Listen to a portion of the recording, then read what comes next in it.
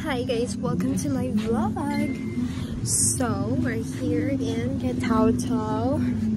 Update guys, so it's been 3 years or 4 years na since we have our own house here in Ketauto. So update, we have a new built cottage house and ito yung original namin na bahay.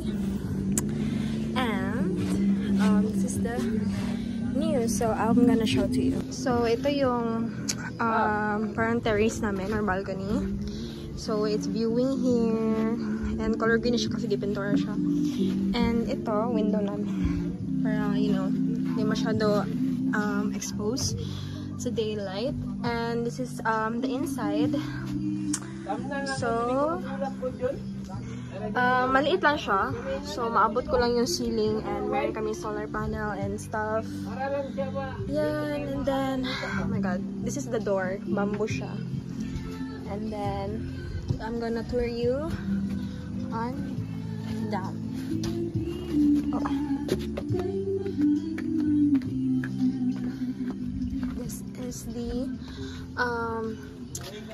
ito yung babaan namin guys, and gagawa namin siyang parang tambayanan. So may upuan, then meron ding swing. So I imagine na merong I imagine na magpunta yung mga friends ko dito. So dito kami magtambay and stuff and mag-overnight. Oh my god, what a dream. So yan. So far yan. And baka tayo guys. Ito ang taas. Color green na siya. And ito yung stairs. Chuchay! Hi, Chay Chay! And yes. So my goal today is maglinis ako dito. Manilhig and malinis. Okay, so ito na yung baba namin guys. So parang na siyang resort na parang parang siyang enchanted na entrance and stuff. And yeah. So far, hindi na siya mainit masyado kasi marami ng trees dito. And yeah. Ito yung ano namin.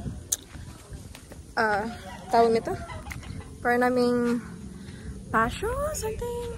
Diyan kami nagatambay. So, meron kaming 3 tambayanan. Pero mas bet ko yun sa pinakataas kasi may view and stuff. So today, maglilinis ko. So, BRB. Okay, update guys. So, nagdaob na me and nag-start na ako tanggal ng mga grass dyan. Oh my god, wala ko yung muscle guys. So, it's kinda hard for me to, yeah, oh my god. Okay guys, so nag-lunch ako guys. Super calm.